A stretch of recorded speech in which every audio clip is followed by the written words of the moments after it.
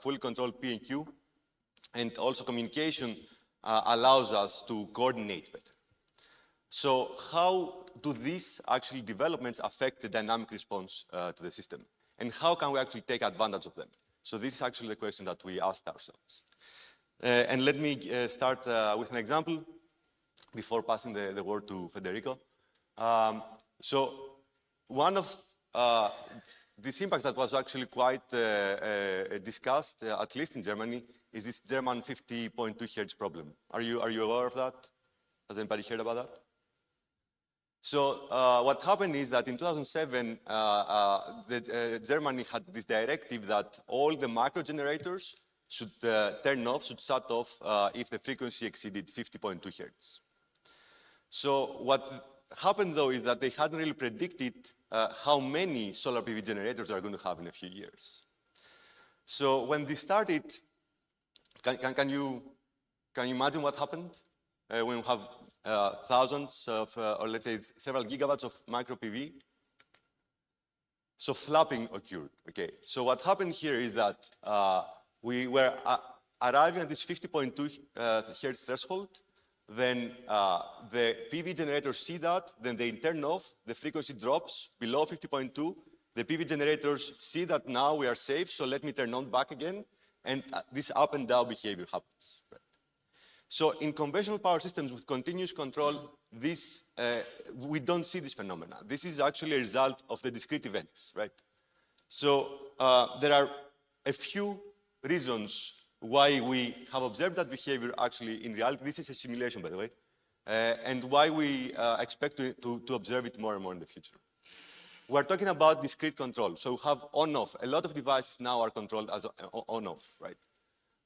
There's a lot of stochasticity. We are not able to always predict exactly how much the demand will be or how much the generation will be. So we we can reach, let's say, with high probability cases where we reach thresholds.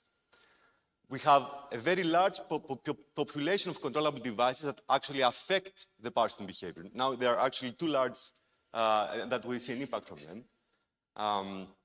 We haven't had any, there's a lot of control that's actually local. So there is no communication, or there has been no communication that can coordinate the control among the devices. And there is also time delays. And this is also part of the reason for this impact is the time delay. So the time it takes me to measure, I don't measure every millisecond, right? I might measure every second. So the time I measure and I turn on, then, and every device doing that in a different way can actually lead to this kind of detrimental effects. So these are actually the drivers behind our work in this survey over the past months. And it's not only solar PVs. So solar PV is actually an example that led to this kind of issues, but there are a lot of different controllable devices, both micro generation and micro consumption, right?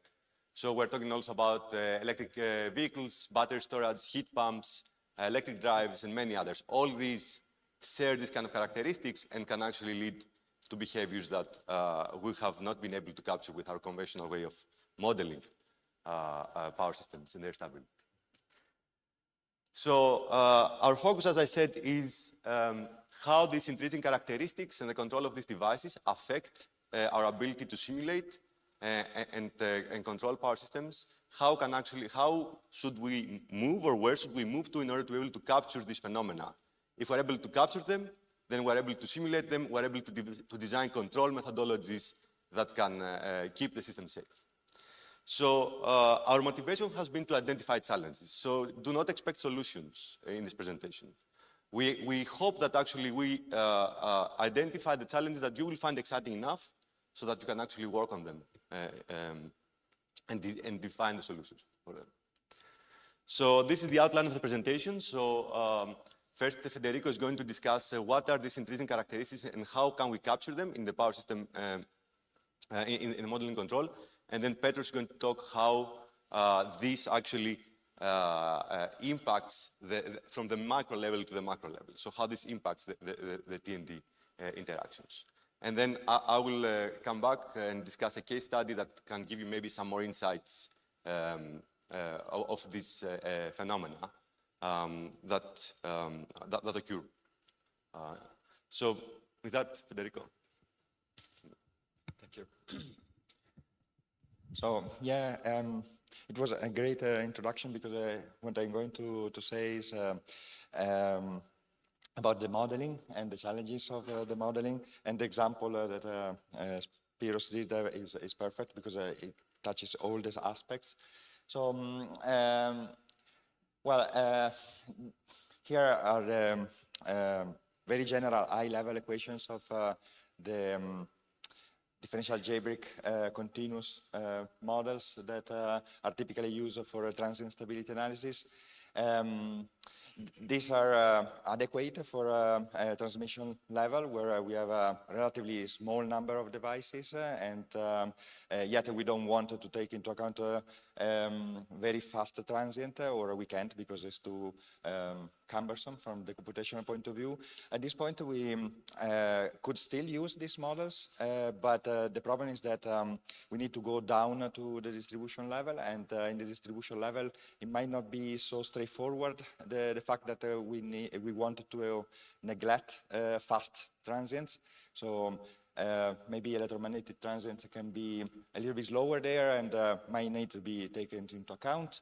But then that would not change the structure of the equations, would be just differential equations. The problem here, at least the ones that we were discussing when preparing the paper, is that we might need to change the structure of these equations, to change the nature of this equation. So one of the things is the fact that we need to have a discrete behaviors. Of course, we are used to have discrete events, faults, line outages, generator outages. But in this case, the problem is that the discrete behavior is not just a single disturbance, a single event, but it may be part of the behavior of the model, switching on and off.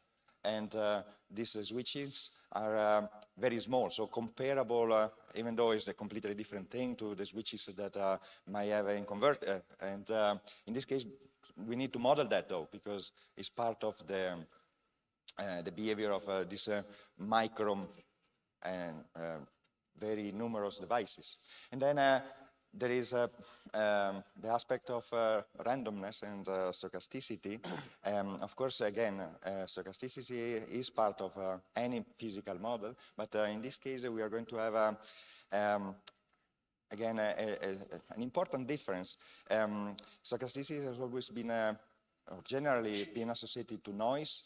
And then we say, okay, if the noise is smaller, then we can just consider the average model, which is basically the expectation of a stochastic model. But in this case, the stochasticity might be intrinsic with the behavior of the device. And the device is so small that is the noise. So either we don't model it at all, and we model an average aggregate model of all these devices. But if we model the device, then its stochasticity, it's its behavior. So we may need to take that into account. And then we have other issues, like, again, delays being studied in transmission systems.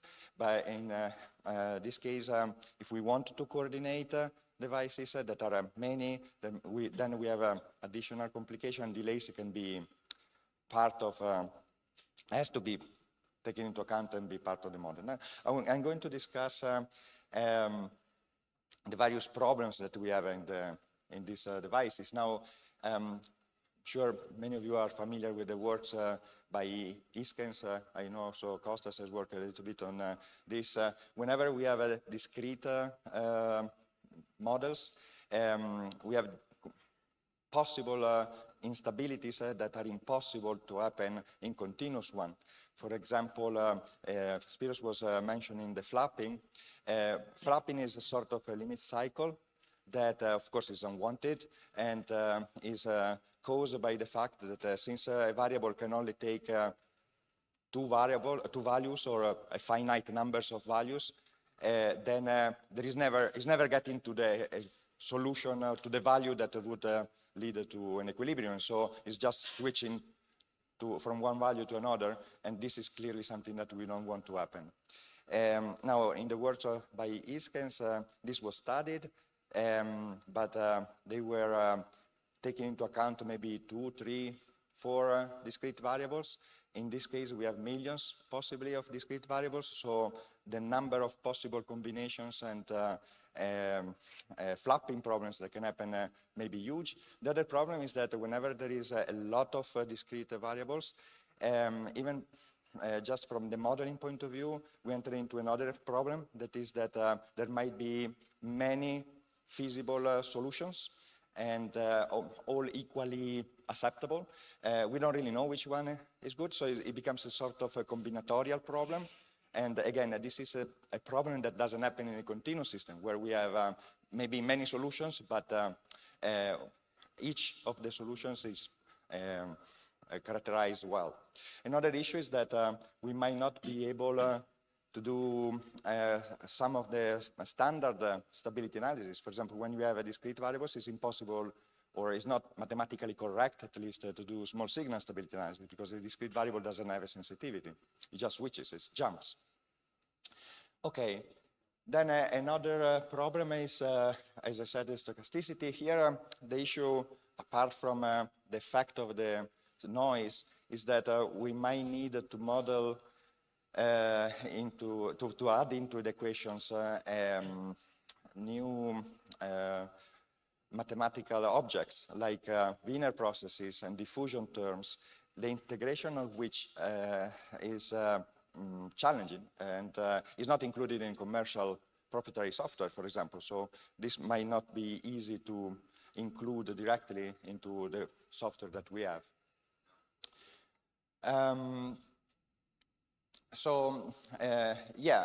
This is more or less what I was saying. An option is, to use average models, both to take into account or to simplify the stochastic behavior and to simplify the discrete behavior of many small devices. This is something that will be discussed a little bit better in the case study. And then delays. So I've been studying a lot of delays. Now, in this case, we have various layers. What is commonly taken into account in the literature on transmission system is wide area network delays. But then going down into the distribution and the low level voltage systems, we have other areas, and so other communication systems, and so different layers of delays. Here, this is a kind of, first time I was talking with Claudia, it was a little bit surprising. You see, the delays here in the wide area network, which is the largest distance, might actually be not the longest delay or the largest delay, because of course it's not just the distance, it's the collection of the data, how the information is collected into packages and then transmitted. The transmission might not be continuous. So we might have actually significant delays that can mess up all the controls, especially if we think in a traditional way where the control might be continuous, right? One say, okay, well, I can still approximate the delays, and I can use this kind of approximations. Is not correct, there might be an error, but it could work. The problem is that delays as discretization can introduce new kinds of instabilities. One that is, in my opinion, particularly interesting is the quenching phenomenon, which appears and shows up when the delays are not constant. If we have, for example, a delay that varies periodically in time, which is very typical of communication systems because of the digitalization and the transmission of the packages, then it's possible that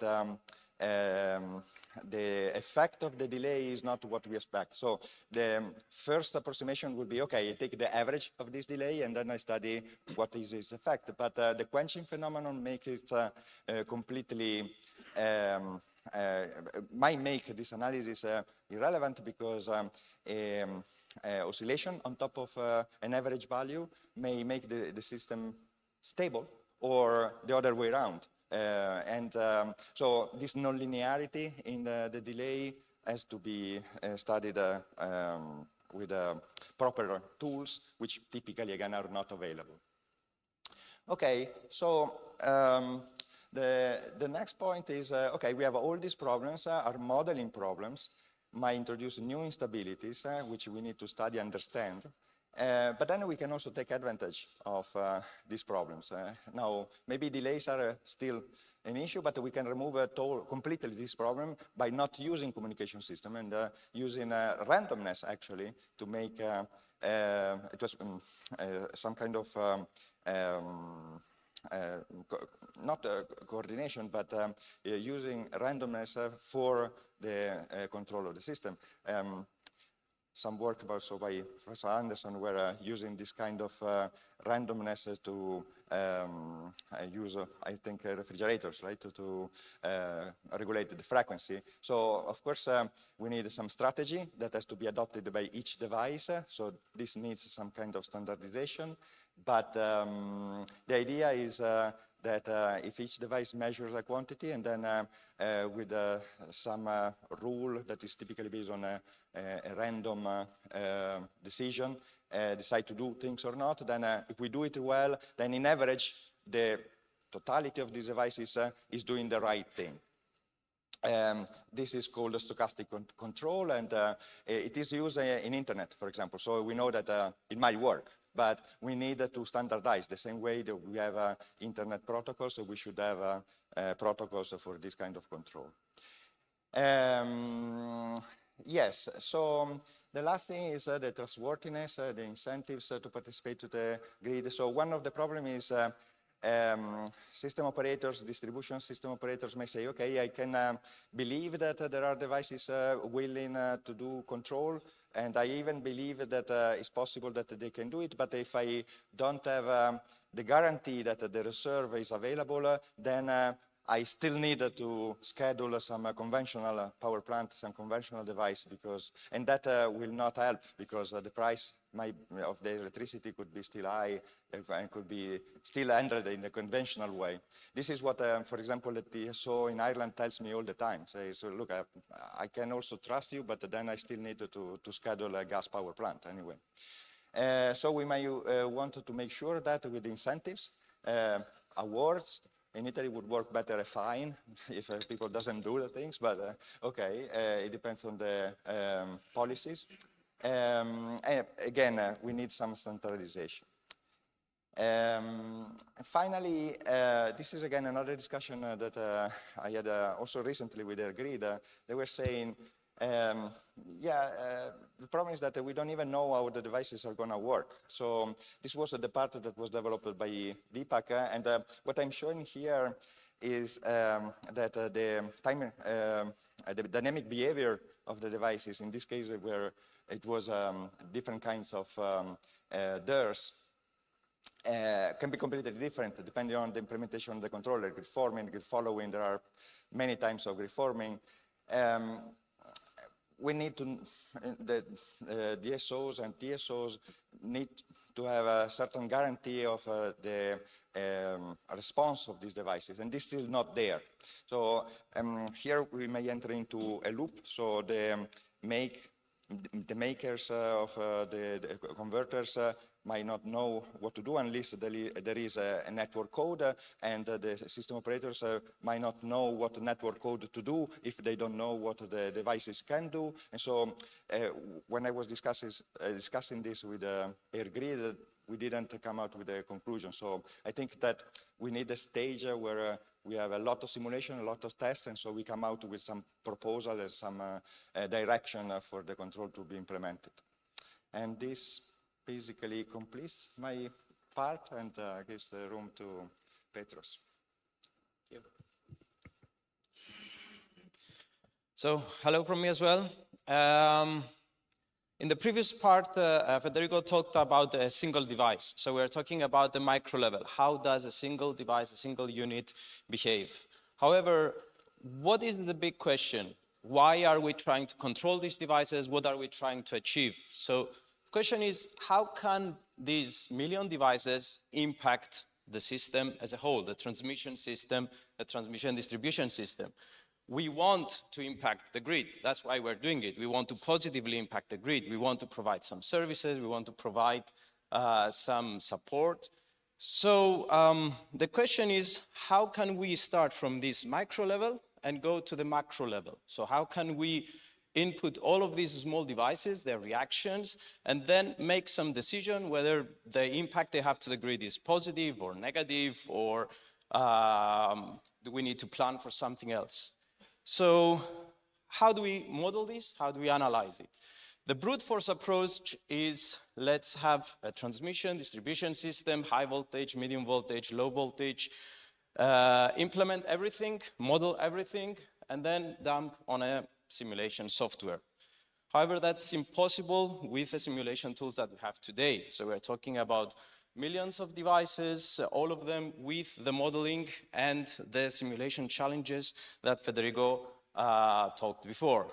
So we need of ways to reduce the complexity of this system and try to understand if all these devices are beneficial to the system or not.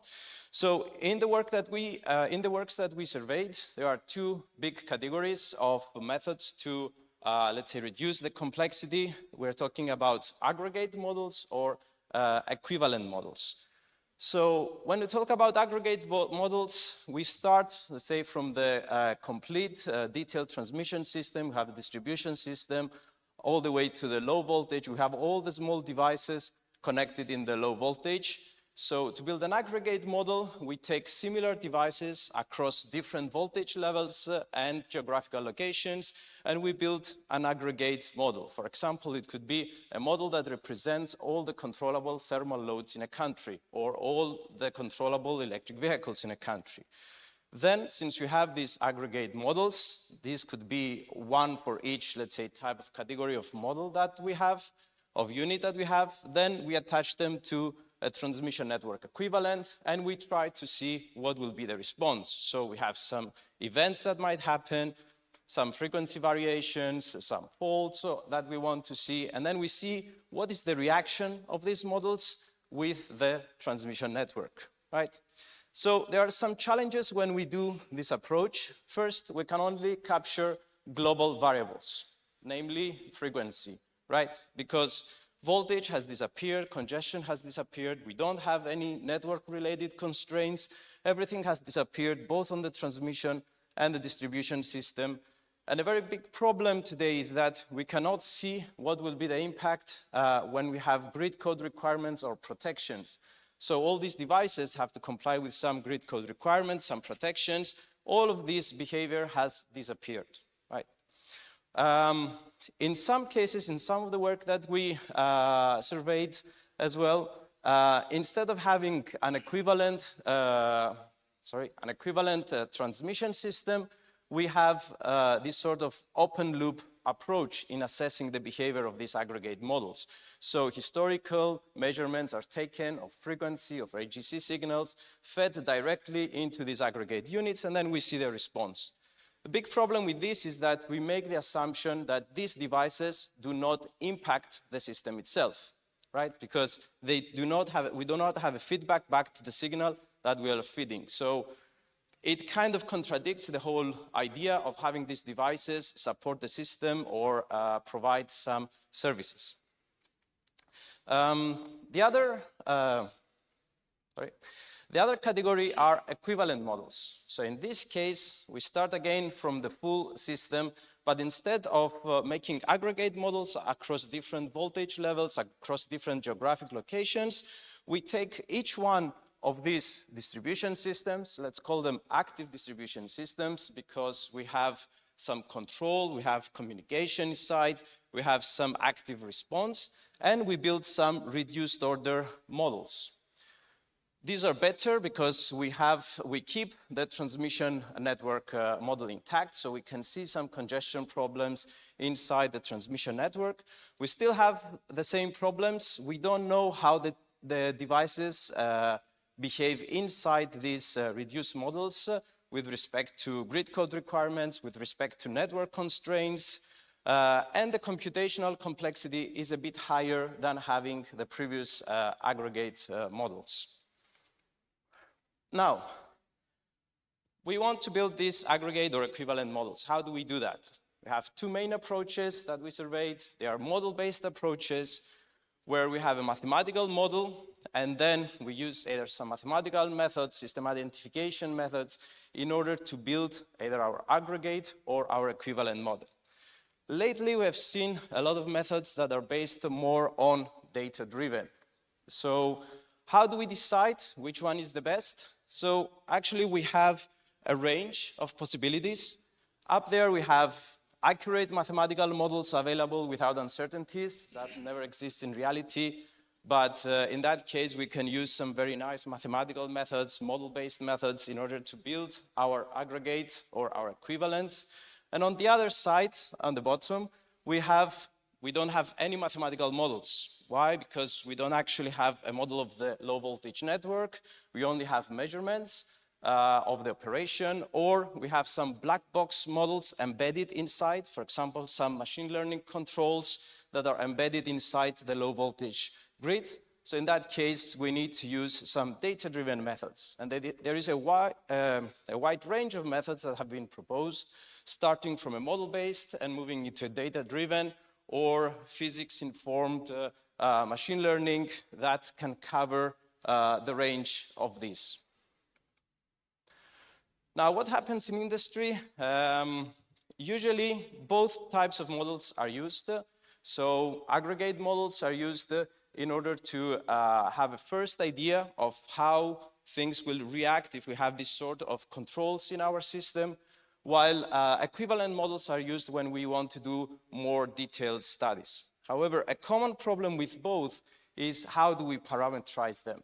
Meaning, how do we decide the parameters of these aggregate models or of these equivalent models, especially when we're lacking in measurements and more especially when we are lacking event-based data, meaning data when we have faults in the system or some specific events happening.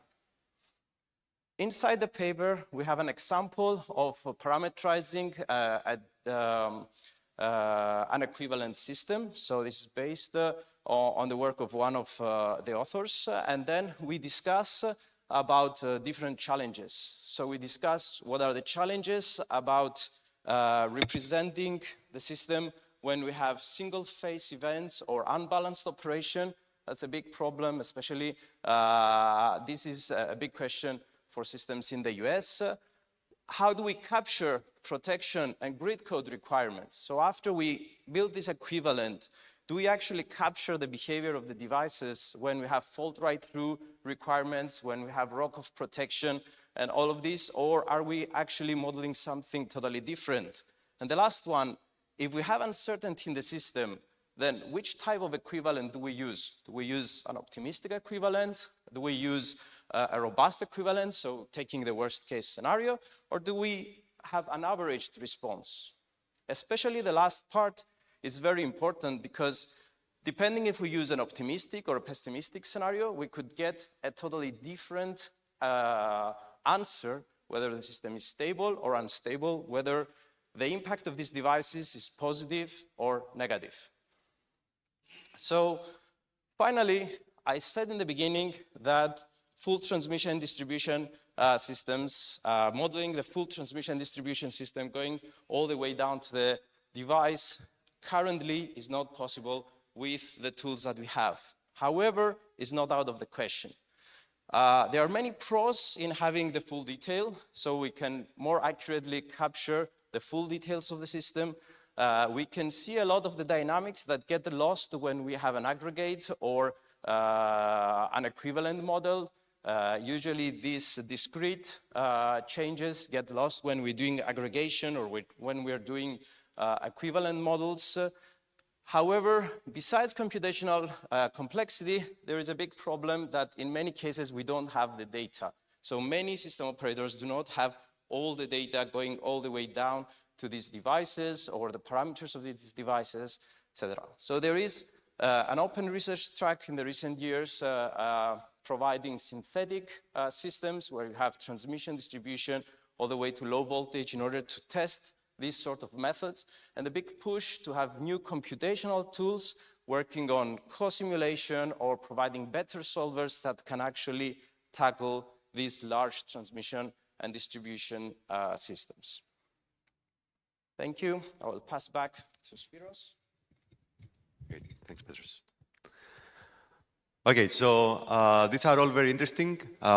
We also tried to come up with some case studies to showcase some parts of what we discussed, right? And as I said, we are also focusing on the challenges and how these appear.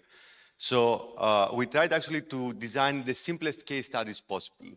There's a number of them in the paper. I'm going to discuss one or two of them. So first, let me talk a little bit about, let's say, we focus just on the devices, right? And let's suppose that we have 3 motors that have 5 kilowatts each, and there's a duty cycle 50% on, 50% off, right? And there might be, yeah, a bit slightly different the way that they operate. So the aggregate demand, so if, where's this? Yeah, I have to get used to this clicker. So if I add up this demand, this looks something like that, right? This is the aggregate demand that varies over time. Now, let's suppose now that we can actually extract flexibility from these motors, and we are actually able to reduce their consumption by 20%. So by being able to do that, actually, we can get this amount of flexibility, and you can see that this flexibility varies over time, right? So why does this is an inconsistent and varying flexibility reserve, and this happens for these 2 regions that we are actually, if you think about model and control, we actually are also afraid of. We're afraid of very large sizes. We're always trying to make things smaller, right? In terms of models, parameters, and variables. And we're also very much afraid of stochasticity and randomness, right? We always prefer deterministic. However, exactly because we are missing these 2, we're getting this kind of varying flexibility reserve. So if we actually randomize a little bit how these devices operate and we shift them in time, then we can actually achieve a continuous flexibility reserve. Yeah. The population size also matters. So here we have 10 motors, and you can see that we can get about 20% of being able to change the demand. If we increase the population size to 30 motors or 100 motors, we get a more constant, let's say, reserve that we can use. So this is this part of the trustworthiness that's a major barrier to have all these devices participate in the grid service, right? Some of the takeaways, let's say, from this very simple case study is that randomness can also be our friend if we handle that in a good way. Large populations can increase the reliability of this flexibility offer, especially when they operate in a stochastic way. And aggregating these devices in clusters with similar behavior then can play a central role in the model control challenges, as also Petros has discussed. Now, we went a step further. We tried actually to get the simplest, if you want, power system that can capture these different effects, and this is a 2-bus system, okay? So we have a generator on one side, and then we have loads in the other side. So we have non-controllable and controllable loads, half and half. And we tried to capture a few of the phenomena that we have discussed. So what happens here is we have a generic fault that leads to a voltage drop on bus 1, and we actually observe a voltage drop at bus 2. And all these distributed energy resources, they actually disconnect when the voltage drops below 0.95 per unit. So here now are some results. So we first compare open loop versus closed loop. So what happens here is that, fast forward. So what happens here is that the voltage drops, so then all the controllable devices actually disconnect, okay? And then the voltage comes back a little bit above 0.95 per unit, and the remaining device can actually operate in a safe way.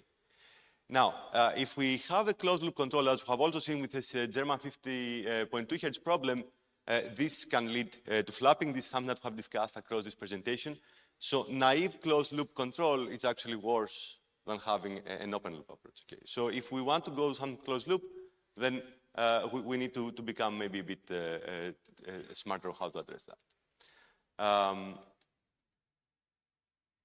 And then also clustering helps. So the idea is that then we cluster devices in different, let's say, groups, and then we apply a different time delay, if you want, to the different devices.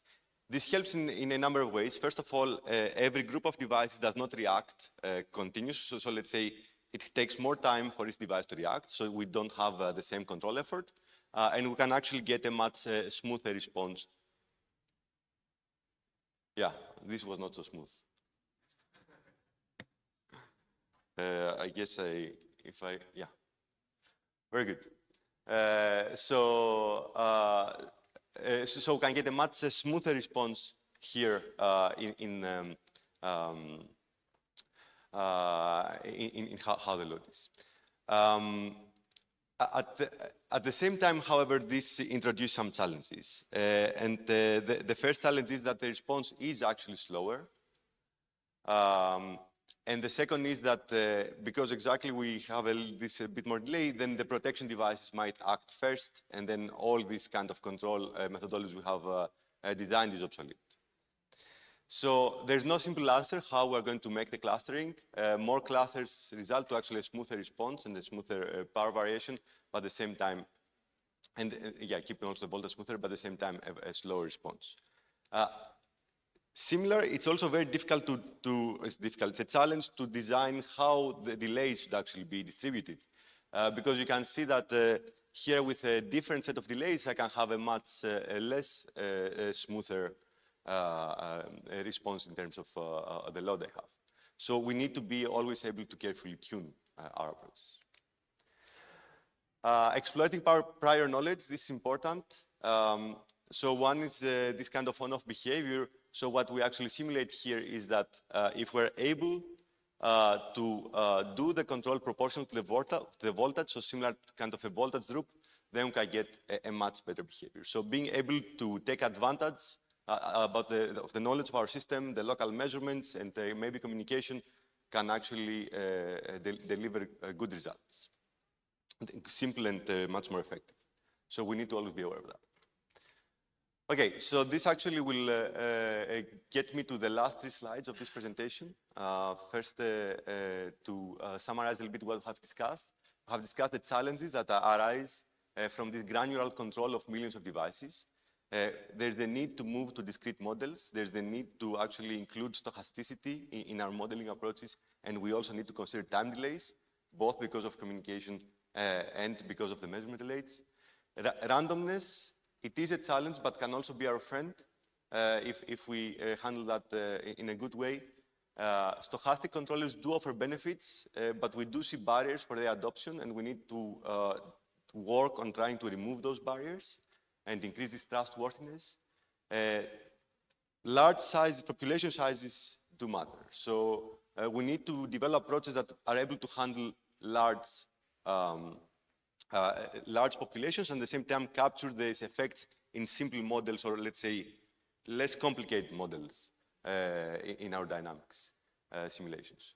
And appropriate parameterization of these models is key in order to be able to capture this phenomena correctly, right? So where does this lead us? We try to think a little bit of the different challenges. So we need to develop better models, okay? We need to include discreteness, stochasticity, and consider time delays. This is also what Federico has discussed during his presentation. And we also need to invent the appropriate ways to simulate this kind of this kind of models. Second, we need to design simulation approaches that can capture the sheer complexity of large systems, and this is actually one of the slides that also Petros had. So how can we capture this? How can we have these full TNT models and simulate them? Are there efficient ways? Is maybe co-simulation has been proposed, and then there may be other ways. So I just add here quantum computing just to maybe stimulate a little bit. There are some discussions. It's still very, very at the beginning. Yeah. We need to decide suitable ways to parameterize the equivalent models. And we discussed a little bit about data-driven. First principles is always something we trust. I don't know if some machine learning approaches can also work. We need to make the controllable devices trustworthy. Okay, so we need to design control approaches that can handle this stochasticity, and can we go beyond this working well in expectation? Because the operators might not always be willing to accept it will work well in expectation. We also need to provide the right incentives, and for that also we need markets for that, right? We need to be able to deal with the stochastic availability of flexible resources, and we need to provide consumers with incentives to offer the services. And finally, we need to develop and take advantage of the Internet of Things infrastructure. Communication is going to play a central role. We see a lot more interconnectivity even in the home devices and the home appliances going all the way up. So coordinated control, it's obvious that it can help, but can it scale? And how can we make it scale? And then does data privacy come in there as well? And do we also need to consider that? So by that, I think we would like to conclude, and thank you very much.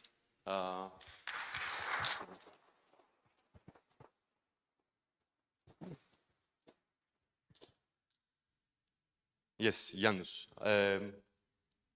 We have to wait a little bit for the microphone. I think for the people online, yeah.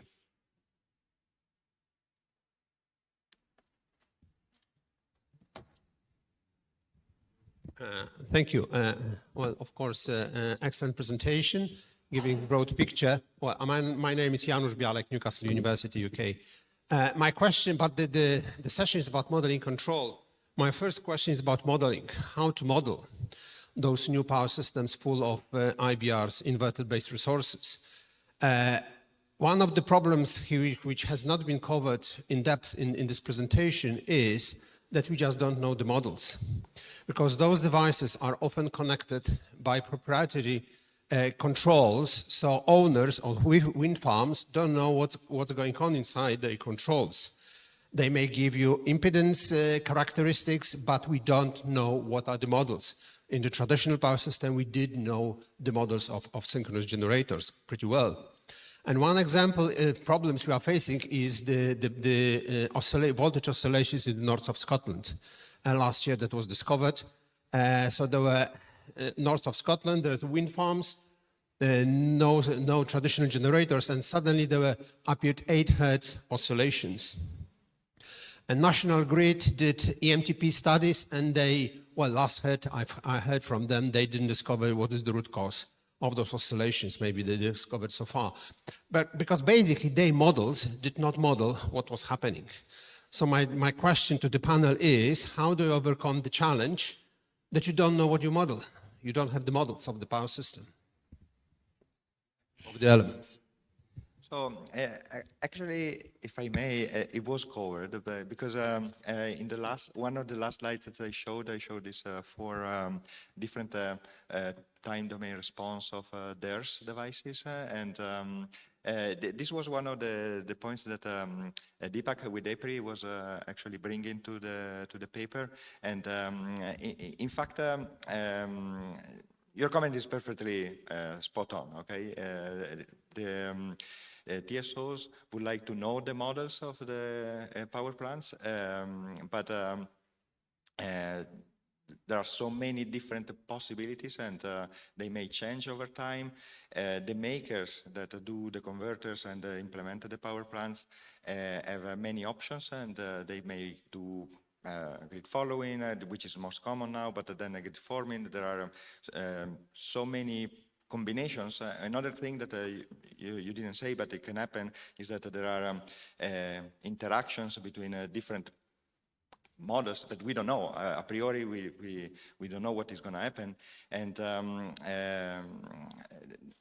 my solution or my recommendation to overcome this is that there has to be communication between or discussions between the makers and system operators to come out with some kind of guidelines and network codes or policies to say, okay, the response has to be within these constraints or with these features, and then after that, a lot of studies a lot of simulations to gain the trust and to gain the understanding of the possible interaction and coupling that can happen dynamically.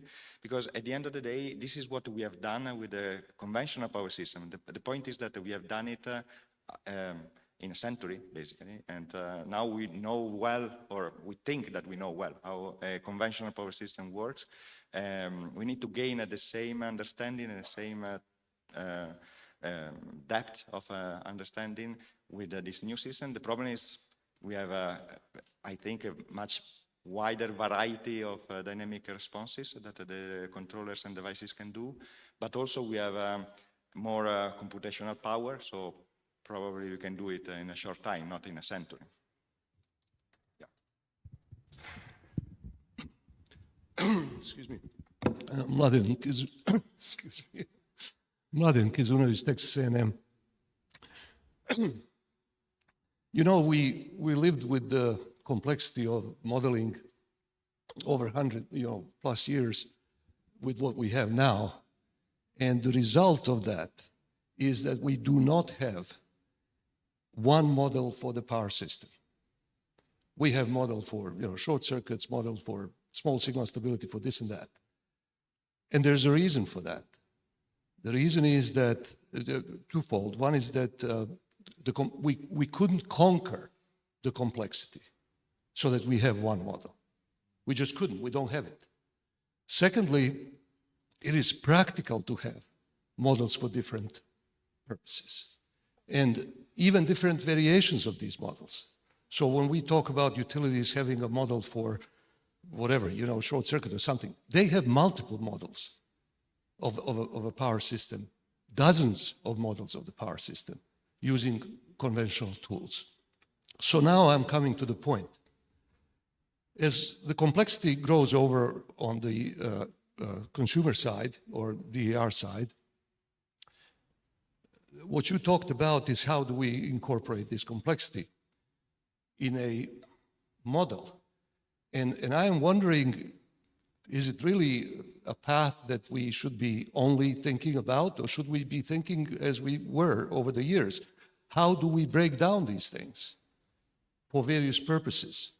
How do we use, for example, data-based models to predict certain things, what's going to happen in the system, and based on what's going to happen, create a model for that particular circumstance? Also, how do we verify? Janusz was mentioning these models that we may not know. There are methods of testing, hardware in the loop and this and that, and trying to figure out what these models actually are. Then when we implement them, where are they? If we were to have this, the full model that we are discussing here, where would it reside? Would it reside at all of these 1 million places? Would it reside at the aggregator? Would it reside at the utility? Would it reside at somewhere else in the cloud? Or I don't know where it would reside. Who would update these models? They need always to be updated. How do we, for example, go into this, system in the loop type of implementation, where we can have a part of the system in, let's say, RTDS or Opal, and part of the system in for example, Typhoon. And we're trying to see the interactions. Let's say the inverters are in Typhoon, just as an example. So to summarize, can you reflect a little bit on how do we actually go from a very, nice survey of where we are, very nice survey of where we are, to the practical world of how we're going to deal with this? Because I don't think we're going to be dealing with this by developing a super duper model of everything that exists in one place. It's just not going to happen. So can you elaborate a little bit on that transition from where we are to where we are aiming and where we need to be practically to deal with everyday issues we have? I'm sorry for the long comment, but... No, thank you very much. And I think we're very much in agreement that there's not a single model that's going to capture everything. And what we discussed, I think, also today, is that we are going to have different models. We also need equivalent models. There's a different level of abstraction, if you want, at the different cases that we need different phenomena to capture. What we discussed is that we have new phenomena that we need to capture. and this is the discreteness and stochasticity and the time delays. And conventional models were not able to capture that and simulate that, right? You also talked about model validation, which is extremely important for the industry. We need to be able to do that, and also about interoperability. So we are talking a lot about interoperability of converters, but there's also interoperability of the different simulation, let's say Typhoon Hill and Opal RT or RTDS, right? And then co-simulation can actually be a very strong candidate of how we can deal with that. Obviously, there's not going to be a single model that's going to reside everywhere. We need to be able to split that in parts and actually focus on what is important. So all these are, challenges that we need to address. And Petros, yeah, I would like to add, I agree with you, and the idea is not to have a single model can incorporate everything. So because the issue is that the more things we try to capture with a single, let's say, equivalent model, the more we increase the uncertainty. So the more focused that it is, the more accurate it comes. When we start putting things, we need a model that will capture short-term voltage, long-term voltage. It will capture also the response to frequency. It will capture also the protections. So the more things that we start putting inside on these like equivalent systems, the more uncertain it starts to become. The behavior, it's, let's say, the optimistic and the pessimistic responses are going to vary a lot. So in most of the papers that we surveyed, these equivalents or these aggregate systems have targeted for specific types of studies, as you said, either fault or voltage or something like that. And I think that's not going to change because the complexity goes up. So it's impossible to say that, okay, previously when the complexity was very small, we couldn't capture all of it. But now that it gets even worse because we have to embed all these black box models, it's going to become better. When we don't have some of the models, there's been a lot of work also in this conference, and there are people talking about embedding some data-driven derived models inside classical simulations. So there was a talk on Tuesday in the afternoon about some surrogate neural network models and then embedding them inside classical simulations for specific targeted analysis. And I know other people that are working in that area, and that can sort of gloss over the problem of not having exactly the models. If you have the response and if you have enough data, then you can build some very good equivalent models using these machine learning based approaches. But yes, it's a very big problem that needs to be addressed.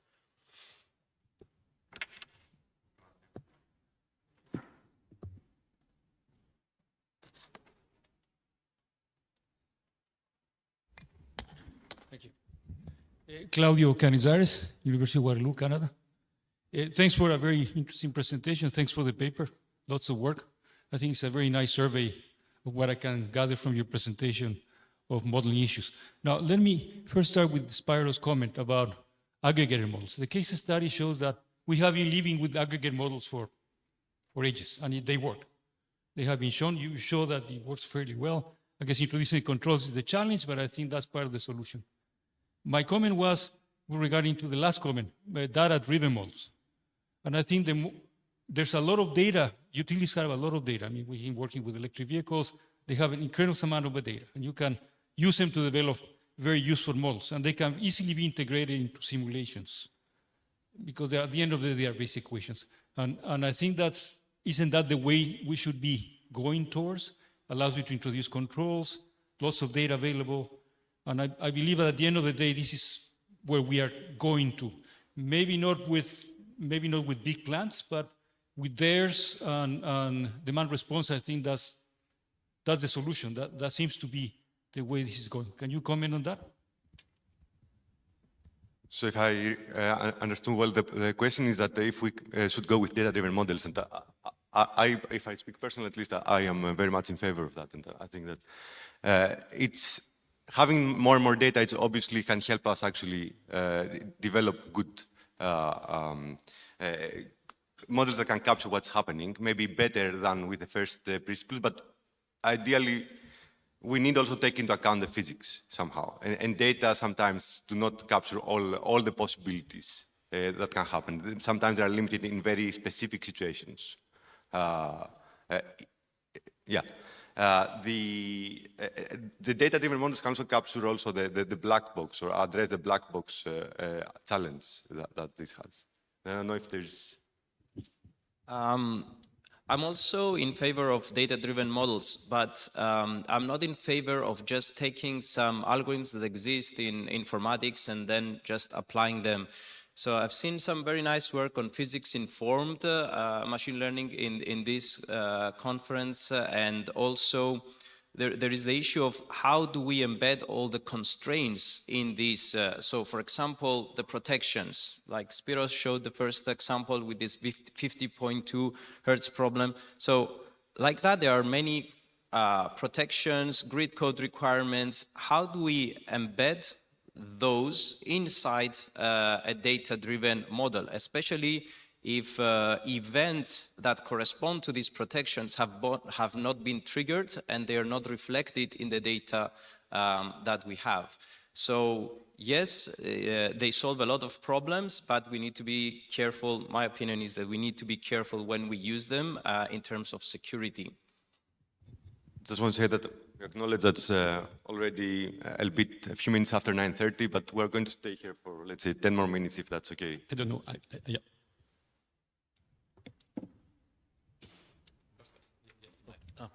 Okay. Kostas Vournas, National Technical University of Athens in Greece.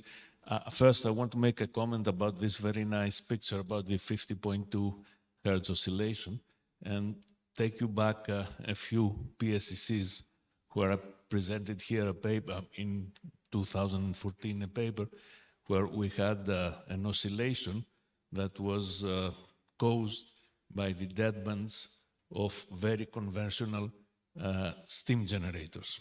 So these types of problems always existed and they will always exist. The true challenge here is not only to model, which statistically I think you showed it's possible to model all these devices, but who would be the, let's say, the entity that would control? Would it be somewhere in the cloud? Would it be in each local, let's say, area? This is the real problem, and I don't think we have answers on this, and until we have answers on this, we cannot go forward. Thank you.